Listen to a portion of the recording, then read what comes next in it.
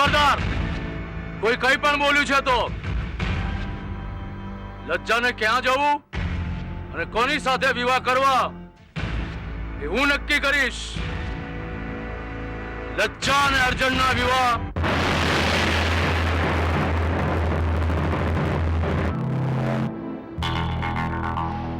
નહીં થાય. તમે સાચે સાચ લજ્જા સાથે? ના, એક સવાલ પૂછું છું ને, કે તમે હાથે જ જેસંગ સાથે? ના. ભાઈ જેસંગ, હાથ ચલાવવા કરતા હૈયું ચલાવવું સારું. હૈયાની વાત મોનજે, મોની તે આ વખતે પણ ઘણું મોડું થઈ ગયું. વિચારજે. લજ્જા,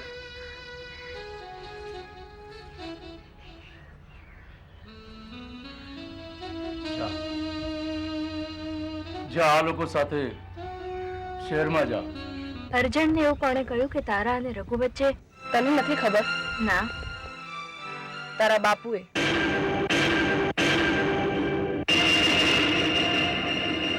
તારા બાપુએ અર્જુનના કાન ભર્યા. શામલી,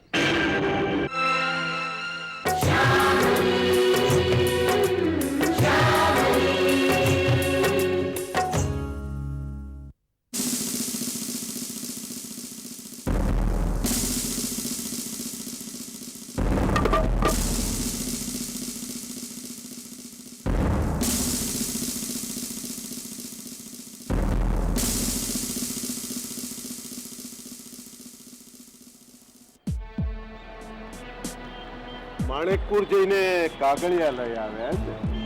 બહુ સારું કર્યું, બહુ સારું કર્યું. ધ્યાનથી જોઈ લો, ધ્યાનથી જોઈ લો. પણ એક વાત સમજાણી નહીં શ્રીધર, આટલા કિંમતી કાગળિયા તમે રઘુ જેવા માણસના હાથમાં આપી દીધા. આવી ભૂલ તમે કરો નહીં. બને નહીં આવું. બનવું ના જોઈએ પણ બન્યું. ભૂલ થઈ ગઈ મારાથી, પણ સારું થયું.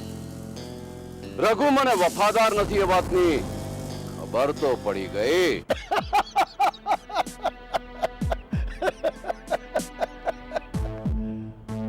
વફાદાર? વફાદાર વફાદાર તો આપણે બે ક્યાં છીએ? રઘુને તમે પાળેલું ગલુડિયું સમજતા હતા નહીં? પણ રઘુ છે, શ્યામલી છે, મારી દીકરી મીનાક્ષી છે. બધાએ નોખી માટી ભેગા થઈ જશે, ખબર નહીં પડે.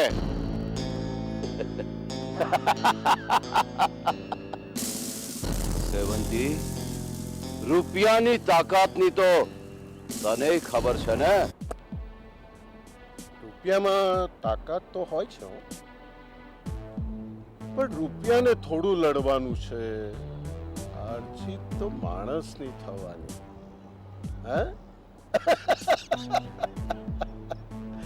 હવે શું, બધાય ભેગા થઈને માણેકપુર આંટો દઈ આવ્યા. શ્રીધર શેઠ પાછા આવી ગયા.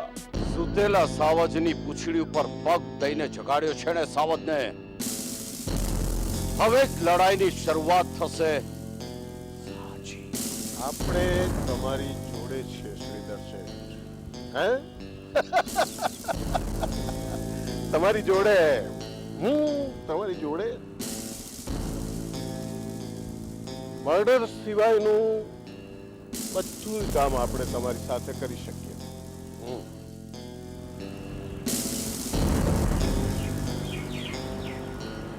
દુશ્મન બનાવી શકે? કોને? કોના?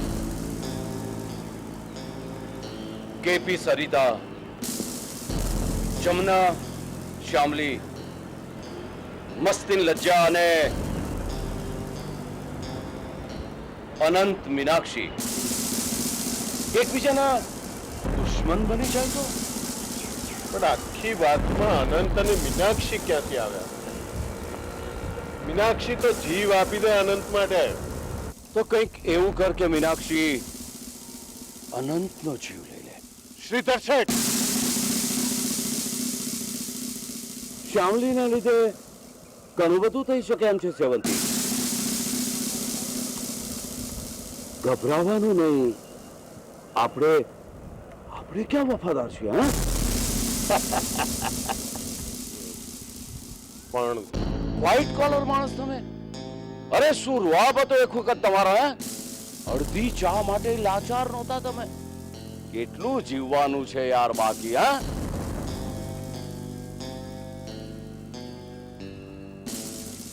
જલસાથી જીવો ને. મારા દેવામાંથી તમને મુક્ત કરું. ઉપરથી જલસો પડી જાય એટલા રૂપિયા આપું તમને. બોલો યાર, તમારે માત્ર મારું કામ કરવાનું. બોલો સાહેબ, છે મંજૂર?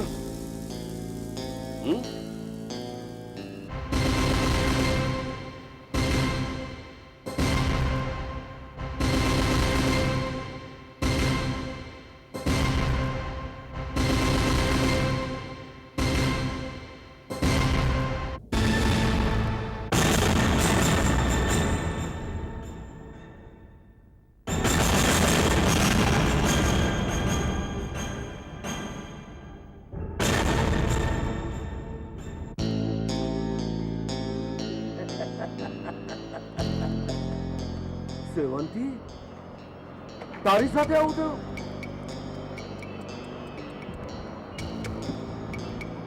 રઘુ ઉઘરાણી કરવા આવ્યો.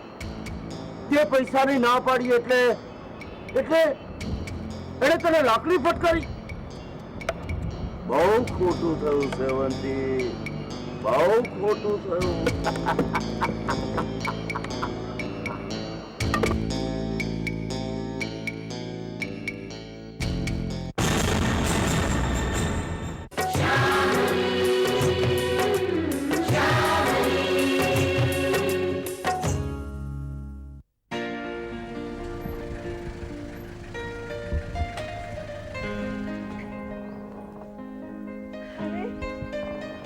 લજ્જા બેટા,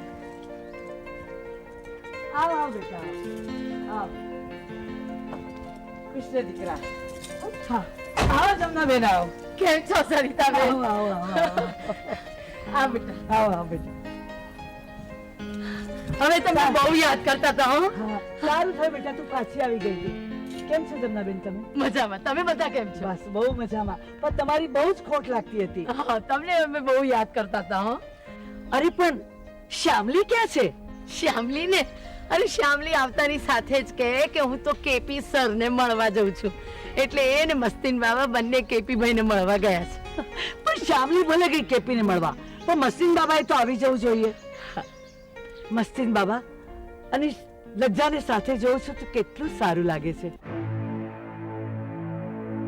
સરિતાબેન, લજ્જાના વિવાહ સારું થયું, એના વિવાહ ફોક થયા ને, બહુ સારું થયું. મસ્તીન બાબા બહુ સારો માણસ છે. એ લજ્જાને સાચવશે અને સુખી થઈ જશે લજ્જા.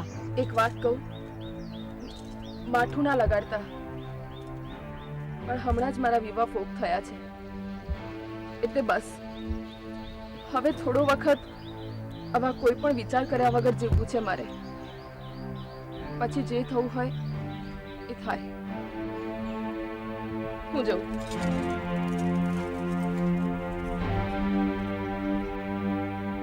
જમનાબેન, મારાથી કઈ ખોટું બોલાઈ ગયું? ના ના સરિતાબેન, પણ વાત એમ છે કે લજ્જાના વિવાહ માણિકપુરમાં થવાના હતા ને, તો ત્યાં બહુ મોટો તમાશો થઈ ગયો.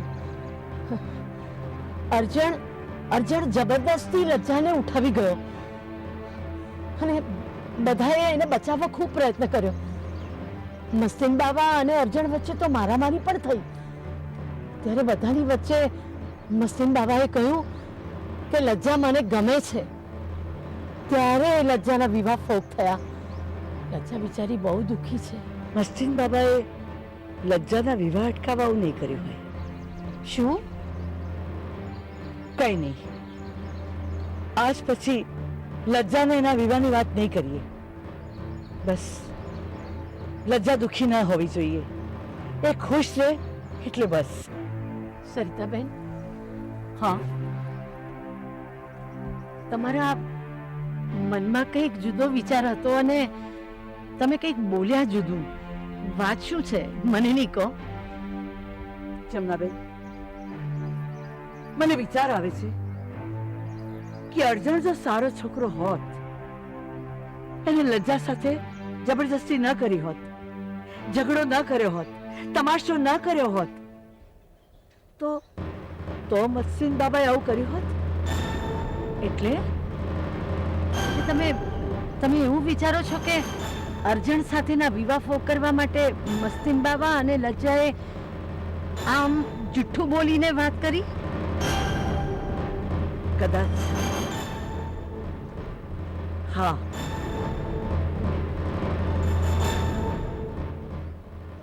ગીગાને હું ના લાવી શક્યો મારી સાથે, ના લાવી શક્યો. તું આમ દુખી ના થા સંતોષ, દુખી ના થા. અરે આપણી ભૂલ હતી કે આપણે ગીગાને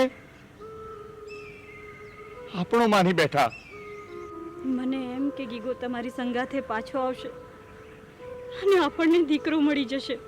અરે એમ દીકરા ક્યાંથી મળી જાય?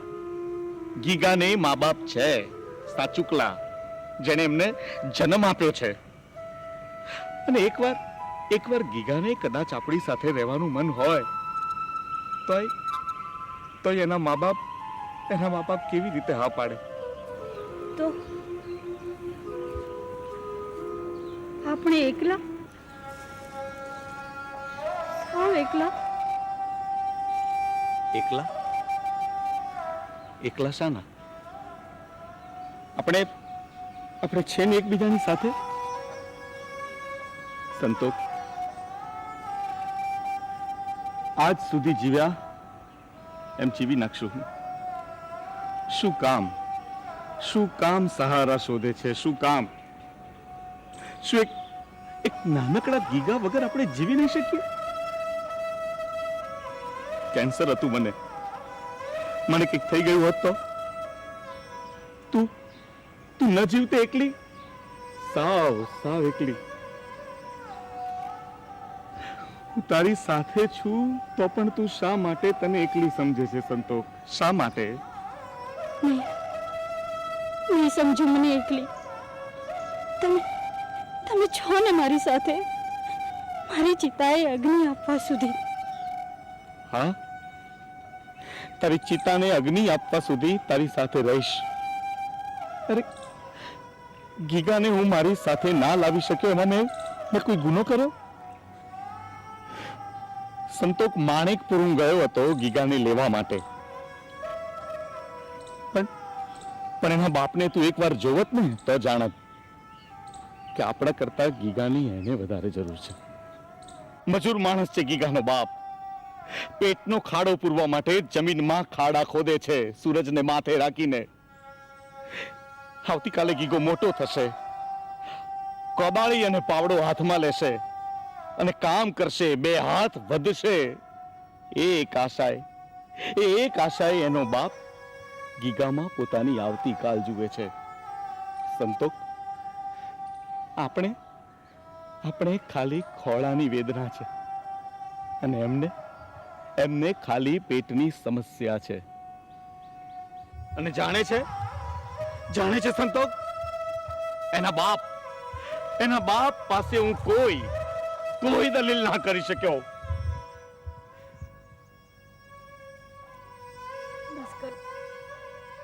બસ કરો. જે થયું આપણે એ ભૂલી જઈશું. આજ પછી હું ગીગાનું નામ ક્યારેય નહીં લઉં, ક્યારેય નહીં. ચલો જમી લો. સંતોષ, મેં પહેલી વાર તારી ઉપર આટલો બધો ગુસ્સો કર્યો.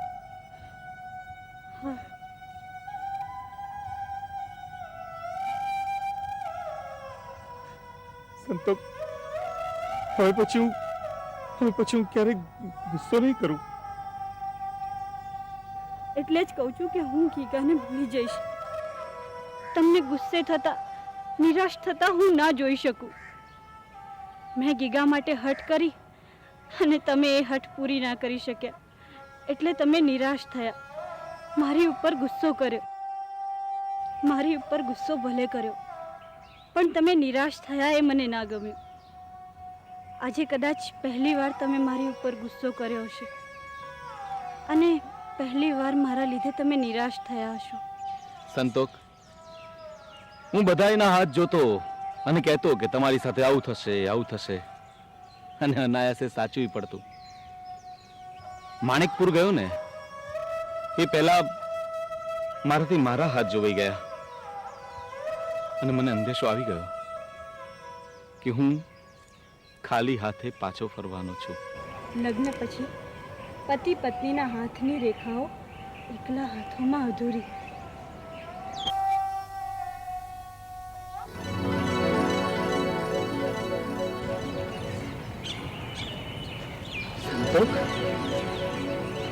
તારા હાથમાં તો લખ્યું છે કે આપણને એકાદ બાળક મળશે.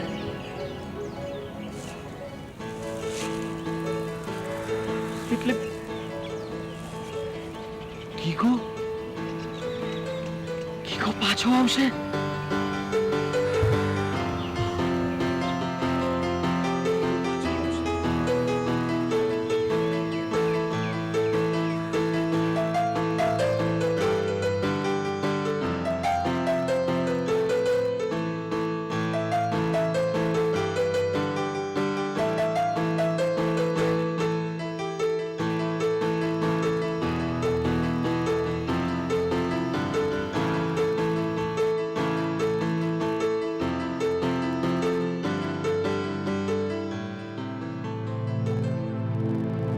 સવાલો તો પૂછશે લોકો અને આપણે જવાબો આપવા પડશે.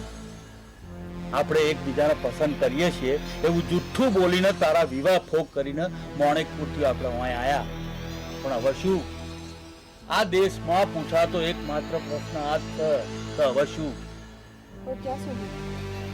ક્યાં સુધી આપણે આ જૂઠાણું ચલાવી રાખીશું બાબા? જ્યાં સુધી જુઠ્ઠું બોલી શકીએ ત્યાં સુધી, અથવા તો શું? અથવા તો જ્યાં સુધી હાચા લાગણીના સંબંધ ના બંધાય ને ત્યાં સુધી. મસ્તીન બાબા, ઓવલજા અર્જણ હાથે તારા વિવાહ ફોક કર્યા હતી, પણ જાણે લોકોને એ વાતની ખબર પડશે ને કે આપણી વચ્ચે તો નોમનો લાગણીનો સંબંધ નહીં, તાણો વગોવાઈશ તું. બાબા ઓવલજા, અગ્નિ પરીક્ષા તો હંમેશા સ્ત્રીઓએ જ આપવી પડે છે, અને એમાંથી તો સીતા માતાને બાકાત નહીં રાખ્યા આ લોકોએ. ક્યારથી તમે સમાજથી ડરવા લાગ્યા બાબા? બધાની હાજરીમાં તમારો સ્વીકાર કરવાની હિંમત તમે મને આપી અને હવે તમે જ અગ્નિ પરીક્ષાથી ડરવા લાગ્યા? એ પરીક્ષા આ વખતે તારે આપવાની આવશે લજ્જા. મસ્તીન બાબા, એક વાત કહું, તમે ઘણું કર્યું છે મારા માટે. બસ હવે આટલું કરો, મને કંઈક અહીંયા કામ અપાવો જેથી હું પગભર થઈ શકું, માથું ઊંચું રાખીને જીવી શકું. હા, હું કોઈ કોમ વધી કરીશ તારા માટે. હું જાઉં, કેપીન મળ્યો નહીં ને બૂમા બૂમ કરશે.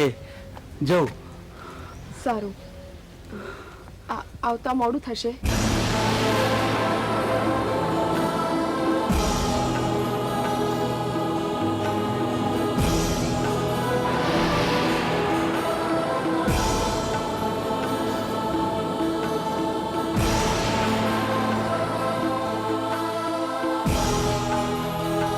ખબર નહીં.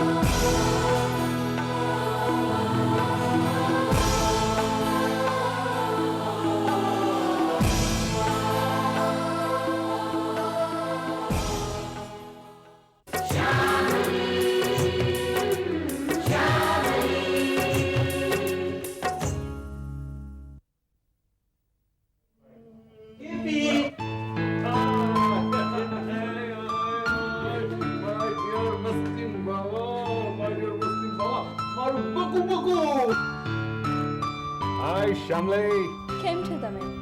એકદમ મસ્ત. બોલો. એટલે ભાઈ અમને તો એમ કે તું અમારા વીરામાં ગોડો થઈ ગયો ઈશ, દાઢી બાડી વધી જઈ હશે ને ખેસ હું તો મસ્ત છું. અરે એકદમ ખુશ છું યાર. એ ખુશીના કારણ અમને પણ કહો. કહીશ નહીં, બતાવીશ. પૂનમ.